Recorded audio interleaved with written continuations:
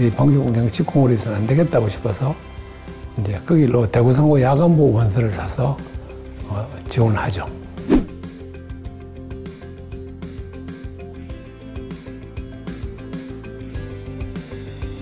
좀 더 인간에 대해서 좀 공부를 더 해보고 교육 어떻게 해야 참교육이 되는지도 다 알아봐야 되겠다 싶어서 대학원을 가게 되죠.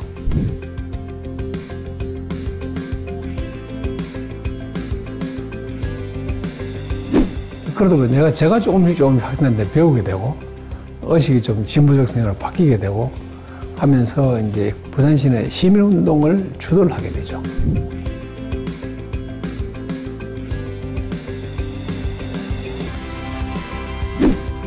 앞으로 20, 30년 뒤에 대한민국은 이런 모습일 것이고 그런 모습에 대응하기 위해서는 지금의 교육이 이렇게 바뀌어져야 한다는 걸 담은 교육 비전 2030을 만들게 됩니다.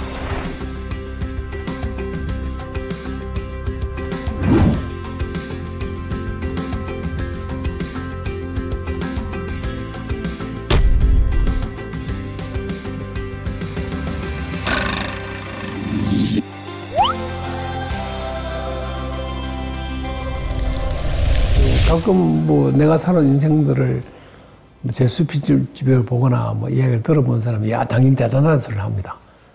근데 저는 그게 아니고 제가 대단한 게 아니고 제가 어디에서 인의 그 씨앗을 뿌린지 모르겠지만 내가 만난 인연들이 참 대단했다 이런 생각을 가져서 갔습니다. 그래서 항상 고맙게 생각하고 또 어떤 의미에서 내가 진 빛이라고 생각합니다. 그건 뭐 꼭 그분들한테 아니고 세상을 위해서 좀 더 좋은 일을 함으로써 갚아야 된다고 생각하죠.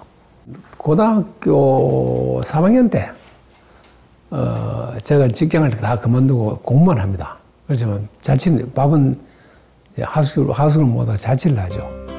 함께 자취했던 친구가 뭐 제일 고등학교 때 저를 잘 아는 친구였죠. 사범대 진학을 목표로 방직 공장 일을 그만뒀습니다. 오직 학업에 집중하던 고3 시절 같이 자취하며 응원해준 친구가 있었습니다.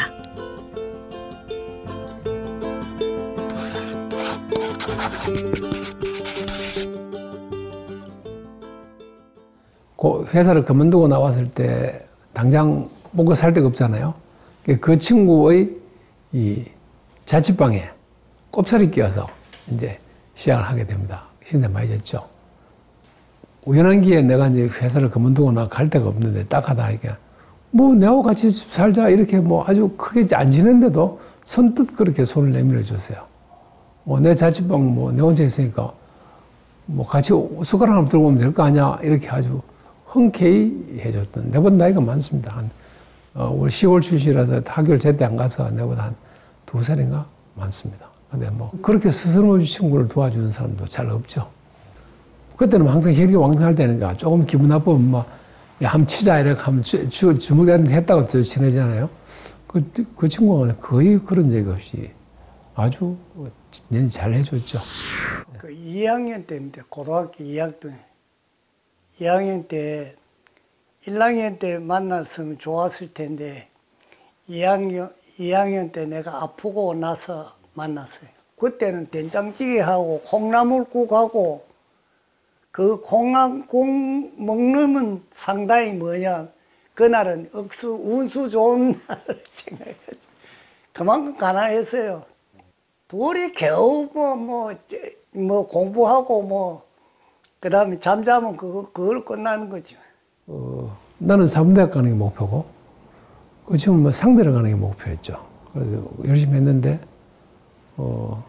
근데 불행하게도 그 친구는 어쨌든 고대 대학을 못 갑니다. 내하고 같이 이제 겨울 방학 때 그 산에 절에 같이 이제 보따리를 사들고 이제 공부에 매진하기 위해서 갔는데 같이 올라가가지고 한 20일 있으니까 이게 이제 아픈 그 결과에서 감기가 왔어요. 감기가 와가지고 열이 억수로 올라오네. 이래가지고 완전히 몸살 감기로 늘어져 버렸어. 그래가지고 이제 다시 집으로 돌아올 수밖에 없었어요. 막상 독한 맘 먹고 공부하라고 하는 친구는 뭐 가자마자 몸이 안 좋아서 막 거기로 내려가게 되고 내 혼자만 이제 공부하게 됐죠. 좀 안타까웠죠. 공부도 잘하고 내보다 더 열심히 하는 친구인데 갑자기 몸이 안 좋아서 그러면 공부 시기를 놓쳐버렸으니까 뭐 그 친구는 나를 그 고등학교 1학년 때 공부를 제대로 못 하잖아요. 그 공백을 메꿀 수 있는 기회를 만들기 위해서 나를 데리고 저리다 데려다 주고 자기는 내려가 버리는 듯한 그런 느낌도 지금 받고 있습니다. 자기는 그래 이야기하죠. 나는 그 친구 때문에 정말 나는 더 행복했습니다. 내가 시골 가가지고 귀한 송이버섯 사가지고도 그 선물을 할 정도로 친구지만은 아끼는 친구, 존경하는 친구로 생각하지. 홍서봐, 정말 그때 어려울 때 돌봐줘서 너무 감사하다. 그리고 지금 더더욱 너 같은 훌륭한 친구가 있어서 든든하고 행복하다. 우리 마지막 날 가는 날까지 잘 지내자. 뭐 친구야, 뭐 고등학교 다니면 참 고맙다. 그때 네가 그때 절에 공부하러 가자 안 했으면 내 공부가 아마 경북사대 합격할 정도였으니까 못 갔을 거야. 뭐 그런 거 생각. 마치 나를 공부시키려고 절에 데려다 놓고 내려간 것 같아서 지금도 늘 고맙게 생각하고 소중한 인연으로 마음속에 간직하고 있단다. 30이 훌쩍 넘은 나이에 교사라는 안정적인 직업 대신 대학원 상담소 조교로 제2의 공부를 시작하게 됩니다. 그 시기에 대학 교수의 길을 걷도록 자극을 주신 인생의 멘토가 있었습니다.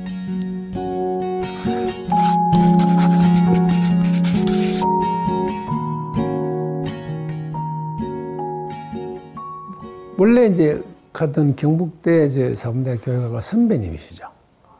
그래서 대학원을 진학하려니까 어떻게 공부를 해야 대학원에 입학할 수 있는가를 물으러 상담하러 갔다 처음 뵀죠.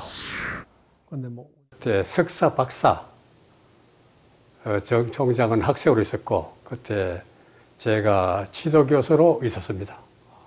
저도 그것 때문에 좀 고민을 했어요. 이걸 권유해가지고 고등학교에서 안정적인 어떤 자리를 잡고 있는 사람을 대학 조교, 특히 연구소 조교 같으면은 반드시 교수의 직위 보장되지 않지 않습니까?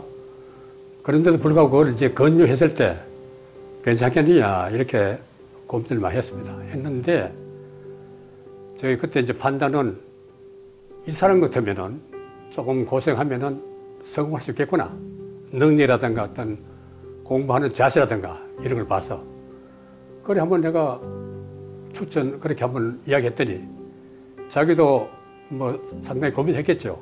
그래 수락했어요. 보장된 직장이 아니지 않습니까? 보통 1년 내지 2년 정도 있다가 나와야 되는 자리이기 때문에 상당히 망설여졌죠. 아이들도 다 많이 컸고. 근데 공부가 참 재밌었어요. 이왕 태어났으니까 내가 하고 싶은 걸 좀 해보자 라고 생각해서 그냥 했죠. 지금 생각하면 지금 다시 하라면 용기 안 나는 것 같아요. 그 보람은 이제 우리 집사람 아이들이 고생 많이 했죠. 뭐 중고등학교 교사로 있었으면 편안하게 평범하지만 편안하게 지냈을 텐데 뭐 갑자기 그 교사직 때려치우고 대학에 조교로 가고 그걸로 강사를 생활을 몇 년 하는 바람에 갖고 있는 집도 없어져 버리고 뭐 그런 아주 절박한 상황에서 부산대 교수가 되는 거예요. 이 궁하면 통한단 말이 맞는 것 같아요. 나 인생을 살아가면서 아주 궁한 상황이 발생하면 반드시 통한 일이 발생해요. 야, 이제 여기서 더 이상은 나는 이제 끝났다. 내가 노력해서 어떻게 할 일이 없다. 라고 생각했는 순간에 기회가 딱 나타난 거예요. 근데 내가 굉장히 어려웠던 걸 잘 모르셨죠. 근데 어쨌든 대학에 취직시키려고 굉장히 애도 많이 쓰시고 이리저리 소개도 하고 하셨어요. 그 심적 격려라든가 내가 갖고 있는 이 능력 이런 걸 좀 높이 평가해 주신 게 그게 제일 큰 거였죠. 뭐 사람에게 의해서 자기를 안아주는 이상의 좋은 인연은 없죠. 아이고 뭐 제가 작은 힘이 됐으려는 거 모르겠습니다만 자기가 그렇게 생각하니까 항상 감사하게 생각합니다. 저는 별로 해준 게 없는데 총장 취임한 날도 여럿이 있는 데서 저보고 일어서라 하더니 말이죠. 예상 못했는데 저만 일어서라 그래요. 그래가지고 저를 소개하면서 오늘날 자기가 이렇게 된 거는 정 교수님 덕이 크다 이렇게 말했을 때 한편 생각하니까 부끄럽고 또 한편 생각하니까 감사했습니다. 졸업하고 나면은 보통 연락이 끊기고 그런 경우 많은데 이 정 총장은 항상 잊지 않고 연락도 해주고 그 추석이라든가 서석의 날 보면 조그만한 선물도 하고 그래서 저는 항상 이 사람이 역시 되었구나 이런 사람이기 때문에 성공하지 않느냐 그렇게 생각했습니다. 선생님 그때 그 부산대 생활연구소 조교자리에 있으니까 와라고 말씀하시지 않았었으면 저는 아마 대학에 올 생각도 안 했을 겁니다. 그리고 그 뒤에 또 제가 강사 다니면서 힘들어 하실 때 늘 용기도 주시고 또 이리저리 직장 잡아주시려고 애쓰신 거 아직도 잘 기억하고 있고요. 지금도 그때 베풀어진 은혜에 대해서 전혀 보답도 못하고 연락도 못 드리는 거 늘 마음속에 죄송한 마음으로 간직하고 있습니다. 건강하십시오. 종교와 사회가 더불어 발전할 수 있는 시민운동. 상구보리 하와중생의 정신으로 부산 참여자치시민연대를 함께 출범시킨 인연이 있었습니다.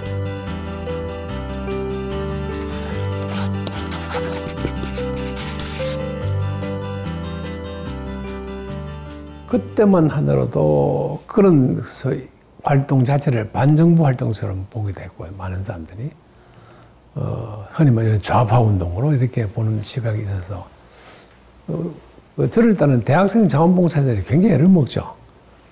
뻑하면 이 불법선거 운동하는 사람을 오해를 받아서 경찰에 불려가기도 하고 때로는 유치장시설에 된 걸 내가 가서 항의해서 데리고 나오기도 하고 제 자신도 또 여러 가지 또 사찰 대상이 되고 그걸 어려워서 이제 아무래도 우리 지역사회에 좀 어른들이 내보다 내 40대 젊은 교수보다 좀 나이 드신 어른들이 이 문제를, 이 운동을 필요하다고 생각하시고 좀 나서서 주면 많은 도움이 되겠다 싶어서 지역사회의 어른들을 찾아다닙니다. 그럼 대부분 분들한테 거절을 당하죠.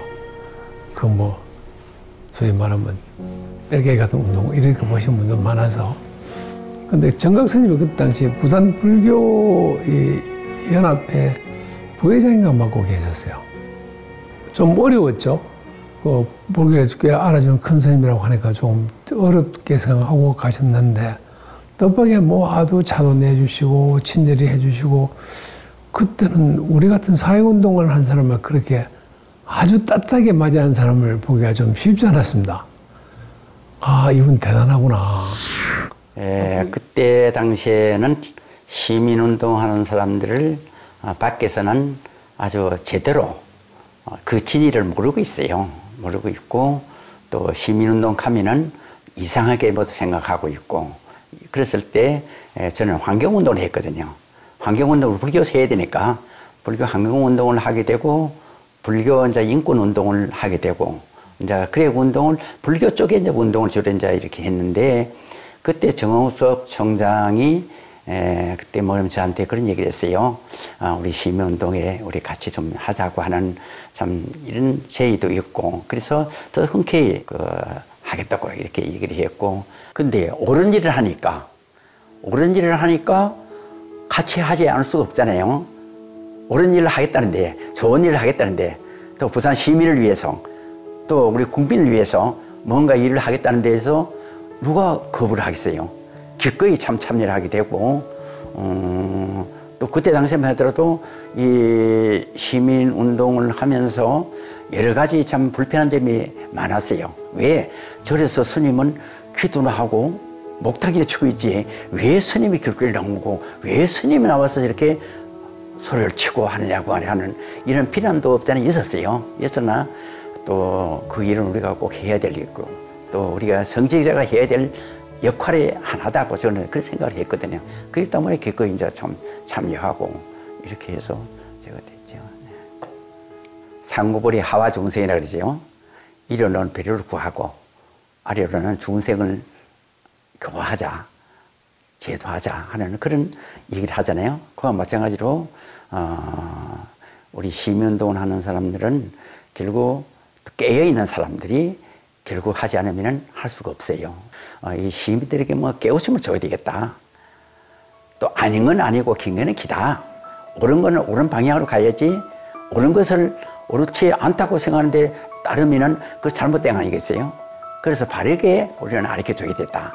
또 시민들이 바로 알고 모든 것을 행하도록 해야 되겠다는 이런 것은 불교와 시민운동과 차이점이 뭐냐 말이에요. 같은 거 아니냐 얘기죠. 그때마다 그런 일 도와주기가 참 어려운 때인데 흔쾌히 응해주는 걸 보고 상당히 감동했습니다. 그런데 알고 보니 정학 스님이 그거 말고 좋은 일을 많이 하고 계시더라고요. 교도소에 재소자에게 뭐 법회하러 가시고 또 아주 어려운 사람을 돕는 데도 앞장서시고 많이 하고 계시고 그래서 그분을 우리 시민참여연대 대표로 모시면서 자주 접하다 보니까 아 맞다 나도 불교 신자지 이런 인식을 다시 깨닫게 한 계기가 되죠. 우리가 이게 사회는 밝은거든요. 밝은데 이 밝음을 우리가 참 모르고 스스로가 어두움을 이렇게 택해가는 것은 그것은 우리가 어쩔 수 없잖아요. 그러나 그것을 우리가 밝은 쪽으로 자기를 택할 수 있도록 인도해 주는 것도 우리가 해야 될 역할이 아닌가 그런 생각을 하고 또 이게 사회는 밝은데 왜 밝지 않다고 하느냐는 그런 안타까운 심정을 가지고 있어요. 그래서 밝고 맑고 향기로운 세상을 만들자 하는 사람들이 많이 있잖아요. 그런 운동도 하는 사람이 있잖아요. 참 그런 사람들 보면 참 존경스럽고 나도 그렇게 가야 되겠다. 항상 공감을 하고 있어요. 참 정석 총장이 굉장히 신심이 돈독해요. 오히려 성직자 못지않는 그러한 신심을 가지고 있고 지금도 보면은 많은 경전을 아마 읽는 걸로 알고 있어요. 그리고 또 불교 쪽에 관심을 많이 가지고 불교 쪽의 활동을 굉장히 열심히 많이 하고 있어요. 그런데 그런 모든 것들이 지속적으로 가서 정말 우매한 중생들에게 깨우침을 줄 수 있는 선구자가 될 수 있는 그런 방향으로 지속적으로 이렇게 불심을 가지고 참 학교에 이렇게 총장으로서의 열심히 해줬으면 좋겠다는 그런 바람이 있어요. 예, 뭐 정각 스님 그때 제가 굉장히 무모한 시민운동을 많이 했는데 뭐 꾸준히 저를 밀어주시고 또 후원해 주신 덕분에 제가 큰 어려움 없이 어려운 시기를 해냈던 것 같습니다. 그 어려운 일들을 해낸 덕에 제가 좀 시민들에 알려지게 되고 오늘 아마 지금 이 자리에 서게 된 아주 큰 동력이 되지 않았나 그런 생각합니다. 늘 스님께 감사하다는 말씀을 마음을 갖고 있고요. 건강하게 오래오래 우리를 지도해 주셔야 합니다. 고맙습니다. Here and now입니다. 인생은 여기 지금이다. 그 과거 지나간 거 마음에 두지 마라. 지나가서는 없어진 것이다. 미래에 다가올 거 안 왔는데 생기도 않은 걸 왜 걱정하느냐. 지금 여기에 너가 하는 일에 충실해라. 그리고 여기 지금 닥치는 걸 모든 걸 아름답고 긍정적으로 봐라. 이게 이제 제 인생의 모토입니다. 고생을 불행에 동의어라 여기지 않고 삶을 긍정하는 마음으로 지금 여기에서 충실하게 살아온 정홍섭 총장의 인생 만남은 마침내 우리 사회의 오늘과 내일을 환하게 밝히고 있습니다. 하나의 섭리라고 생각합니다. 섭리. 누구하고 만나든지 근데 친구하고 만나고 연인하고 만나고 또 제자하고 만나고 누굴 만나면 있는데 어떤 사람을 어떻게 만나느냐 이것이 상당히 중요합니다.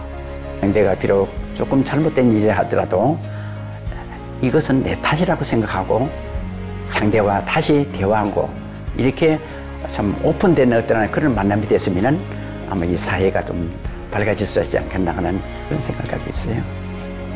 뭐 필연이죠. 내가 만난 많은 인연들은 우연히 온 것이 아니라 억겁을 산 인연의 결과라고 생각하죠.